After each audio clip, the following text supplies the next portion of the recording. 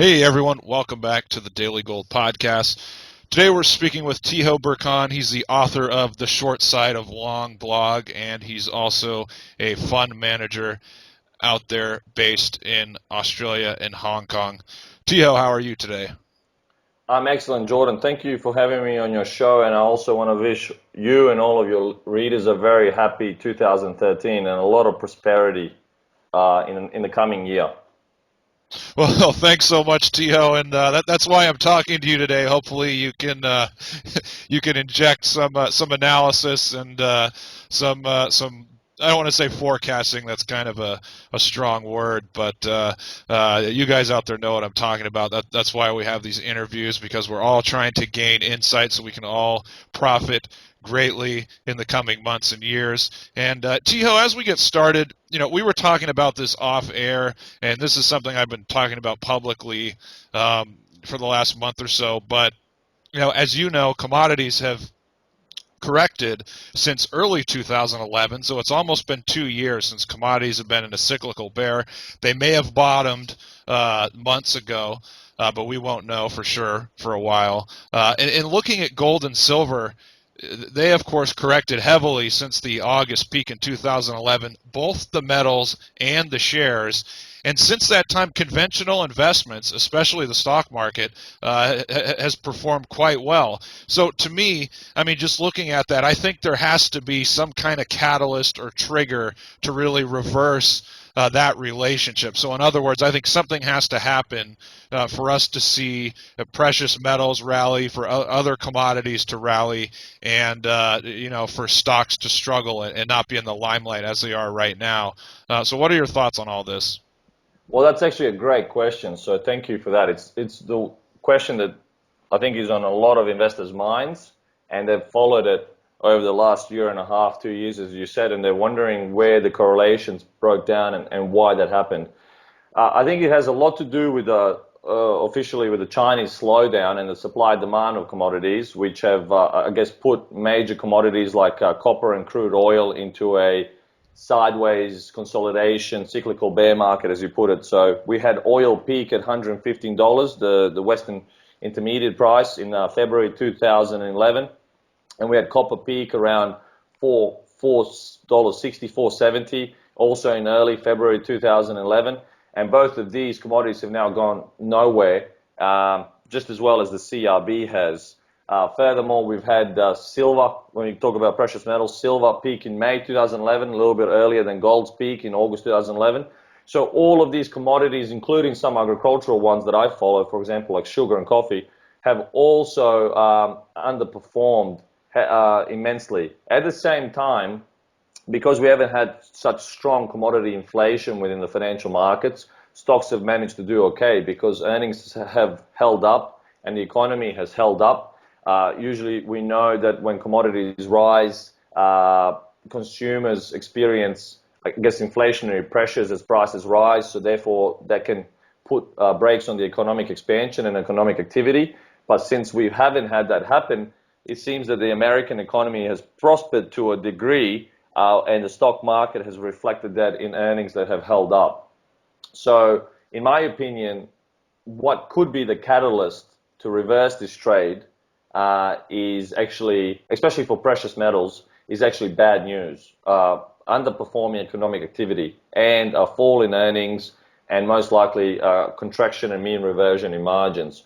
So what maybe precious metal investors would like to see here, and what I'm thinking the way things should play out, is that stock markets could come under pressure if commodity prices start rising and that inflation comes back into the economy and impacts the businesses as well as the consumers. At that point, maybe earnings will actually start disappointing because they have expanded at a record number of quarters since March 2009 low. And also, we're in the fourth year of the cyclical bull market within the secular bear market for equities. So I think we're coming close to the end of that. Personally, I've been short equities and I continue to remain short equities as I expect a cyclical bear market coming up. And I think the trade that you just discussed here could reverse if the share market was to correct and the central banks would start reacting and maybe even overreacting. Because so far the what they've done is just not enough to create this inflation. The stock market is okay because it seems that Bernanke is doing enough stimulus to just hold all the ropes together, but he hasn't pushed on the string enough to really get these commodity prices moving higher, which I think will impact earnings and eventually reflect in the stock market. Tiho, do you think that, I mean, of course, Bernanke is a reason, but do you think it's also because we've seen, profits have been able to rise in the trend in conventional markets. I mean, up until a couple months ago, bonds were performing really well. Junk bonds are still performing well. I mean, that's something I focus on when I focus on precious metals. If there's so much strength in conventional investments, not just stocks, but also bonds and junk bonds, it's going to be very hard for a lot of capital to move into precious metals. Well, you're right, without a doubt. Capital, there's plenty of liquidity out there, as they keep saying, and usually that's the type of a line that you hear at the top of the bull markets, not at the bottom of the bear markets. You never heard, I mean, Bernanke started printing trillions already with a promise in October 2008, November 2008, and you didn't hear anyone at the bottom saying there's plenty of liquidity and there's a lot of cash sloshing around. That's the type of the things we hear at the top. But having said that, you're right. Capital moves from an asset class to an asset class. And that's why we have these negative and positive correlations at times, because money will come out of, conventionally anyway, it's said that money comes out of bonds and goes into stocks, or commodities are priced in US dollars. So when the US dollar goes down, commodities and emerging markets tend to benefit as they trade in a more inverse correlation to the US dollar and things like that. Having said all that, I really think that if you ask, honestly, any trader that has a little bit of common sense out there about the current state of the economy, they will tell you that most likely we're at the edge of the recession or close to it. And if they don't admit that, at least they'll say that what is happening right now is that we have no growth.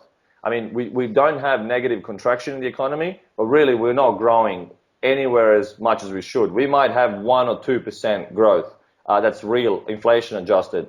And that is just not enough to protect us from any up and coming bumps that might happen. I mean, if you think about it in conventional terms, and if you really reflect on what's happened over the last 2 years, everything has just been patched up, but nothing has been solved. Europe has not been solved.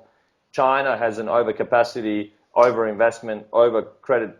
It has a credit bubble there too. And throughout the history, what I've studied is that there's no such thing as soft landing. People talk about soft landings, investors constantly bring that up, but never have I studied about any overinvestment and overcapacity type of an economy that's went through a period as long as China has, and at the same time suffered a soft landing. That's just the wishful thinking. So eventually it'll come. It might not come soon. It might come tomorrow. And also we have problems with the debt ceiling and the fiscal cliff in America, which is pretty much a large debt problem. So none of these have been resolved. And if you think about it, you look at the way that earnings have been growing, and you correlate them with the United States government deficit. Essentially, as long as the deficit stays above $1 trillion and the US government is stimulating the economy through this deficit, earnings will continue to hold, because it is these $1 trillion amounts that the US government spends within the economy into the private sector that the companies earn. But as soon as the United States government and the federal budget is forced to cut down on spending, automatically, in my opinion, this will be reflected in stocks, because the earnings will start falling. So, and yes, another thing I would like to say is at the beginning of the question you said that earnings and have managed to hold up quite well, but it's actually the margins that have held up remarkably well. So what US corporate sector has managed to do is cut a large amount of workforce coming into a new cycle out of a recession in early 2009.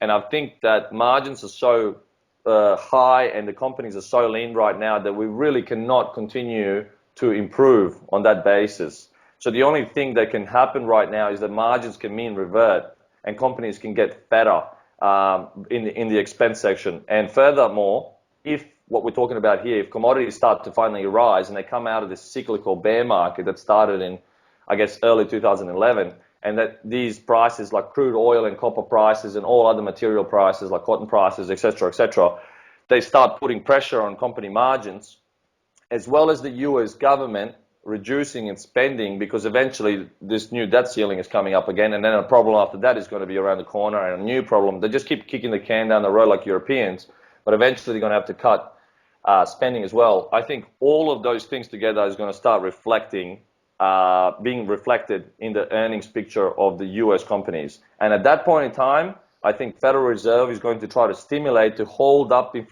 prices and keep them inflated, so we don't have some dramatic type of deflationary effect like we did in late 2008 with the Lehman Brothers crash. And if they go and if they push on the string far enough, I think that could ignite the last phase of the precious metals bull market. Right. Now, just another thing I want to point out, I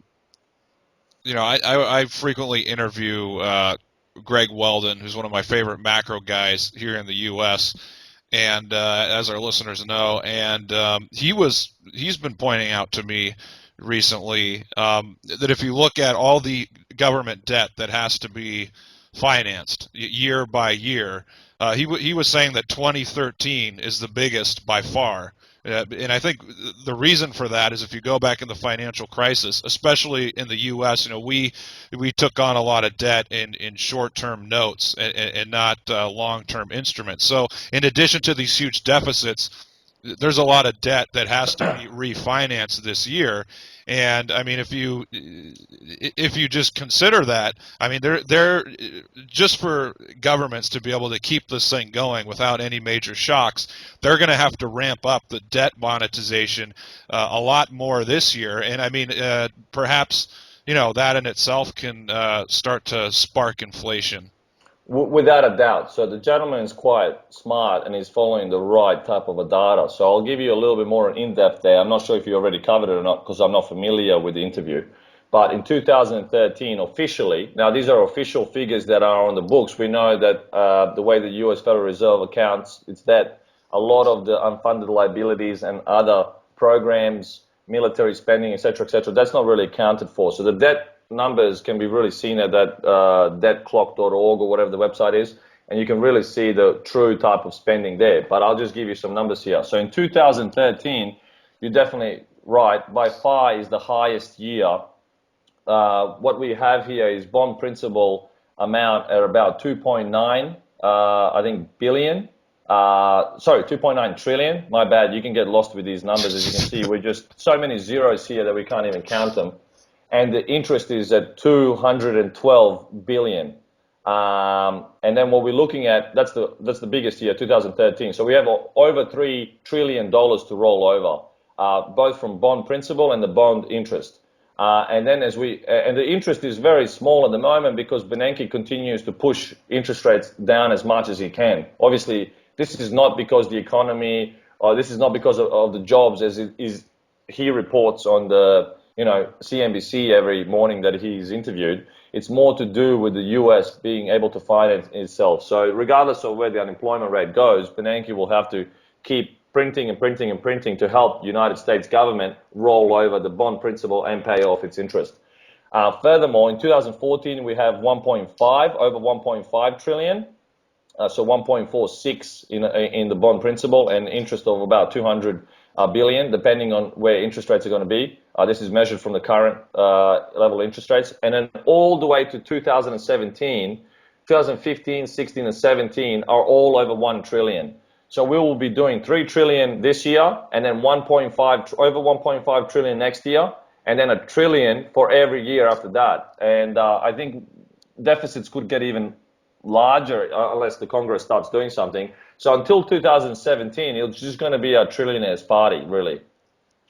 Now, offhand, do you know how? I know in 2011 the Fed bought 61% of U.S. debt. Is it possible to see from what you're looking at how much the Fed bought in 2011 and 2012 numerically? Because if the Fed has to buy 60% of the 3 trillion this year, I mean we're talking about 1.8 trillion, and then you divide that by, let's say you divide that by 12 months. I mean that's what is that, like 150 billion per month? it's quite a lot. Let's just put it that way.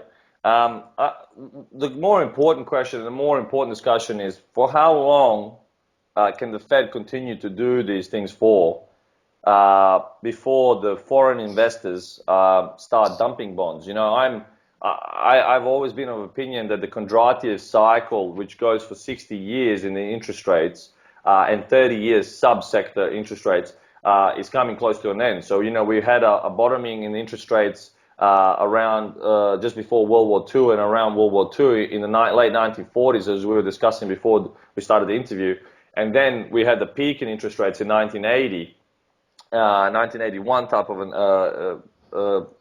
period, and then we've had a decline once again for another 30 years. So 30 years up, 30 years down. So eventually we have to find a top in the prices of bonds and a bottom in the prices of yields. And why is this important? Well, to be quite honest with you, if I look at precious metals, and if I look at in particular the price of silver, the way the price of silver has gone down since I guess May 2011.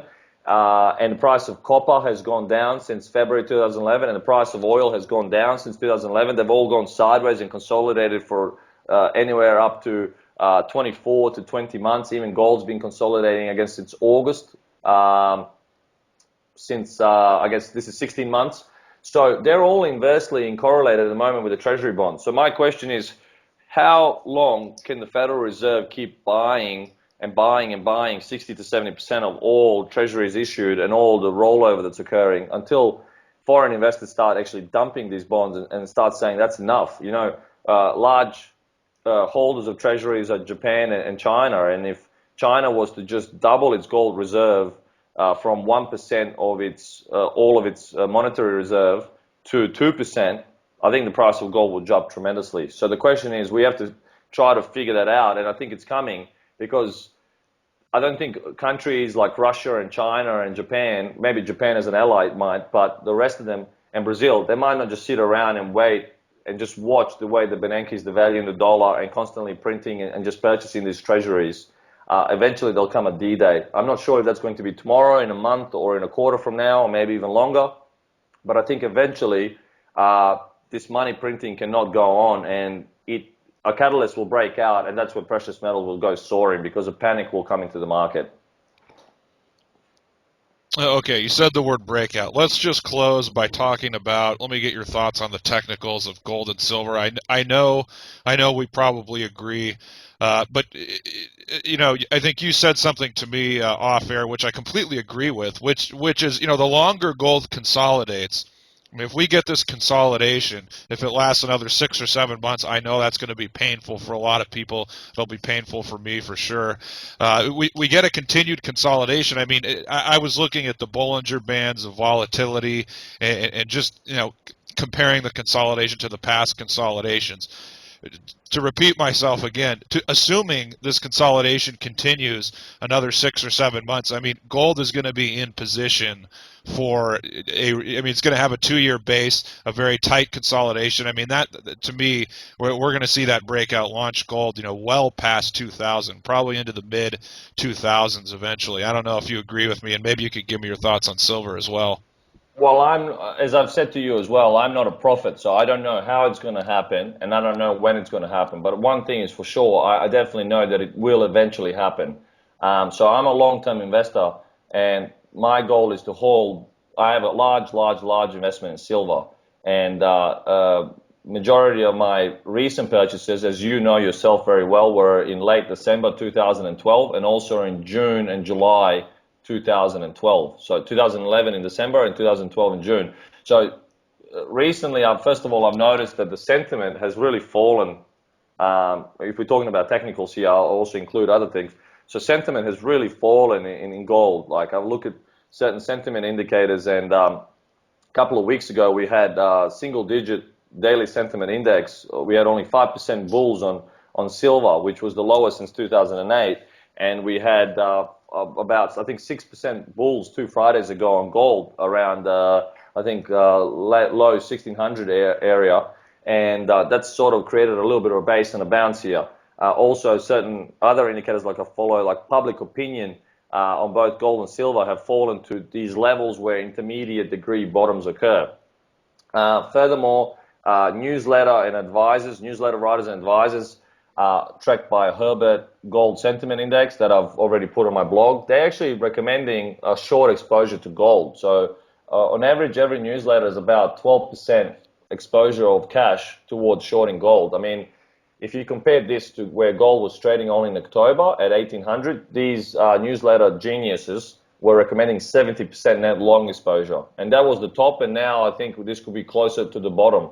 So all in all, I think that we have removed some speculation over the last few months, but this consolidation could go on for longer. I'm not sure eventually when it will break out, but I think that definitely the breakout will be on the upside eventually, even if we have a false breakout on the downside first. One of the things that I also like to cover is that gold is up 11 years in a row or 12 years in a row, which is a staggering amount. So it wouldn't surprise me if we go and consolidate and have another year down of 10, 15% for gold or something, which would be painful, but that will only solidify the long-term secular bull market and create the next rally of just magnificent proportion and magnificent gains.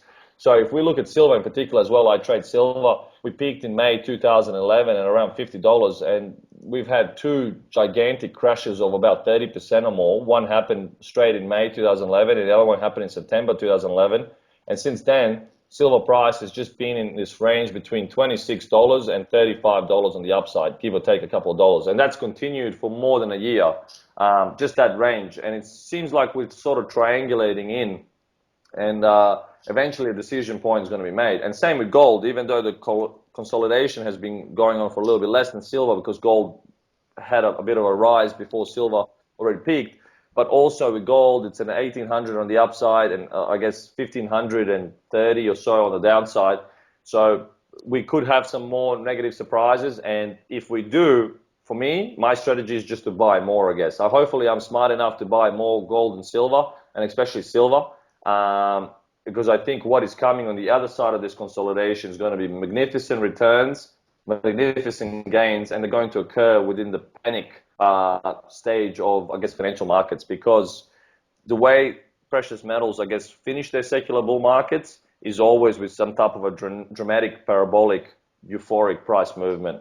And I think relative to how gold performed in the 70s and relative to other assets, relative to the CPI, relative to shadow stat CPI, which is more official sort of a CPI we can track, relative to bonds and stocks or real estate, I think gold, for majority of those, and even the gold Dow ratio, I think majority of those show that gold and silver are still very, very undervalued, and there's still a lot there for investors to make. So as you know, the last part of the bull market is where almost all the gains are made. And from the recent research that I've done, it shows that silver has managed to go up 5 to 6 times its value in the last 4 to 5 months of its bull market. Is that going to happen again? I'm not sure. But it's definitely something to consider and put at least a little bit of money towards investing. That's my view, and that's what I'm doing with my money. Okay, Tiho, well, we have to end it there, but thanks so much for your time. I appreciate it, and also your great insight as always. I know my listeners and I really appreciate it, and look forward to having you back fairly soon. Thank you so much. One last thing I just want to say is for all the precious metals that are holding onto their investments, I wish them the best of luck, and I hope they will continue to hold and not be demoralized by any short-term price action, because right now patience is the key, and I think they're going to be rewarded a lot of wealth into the future.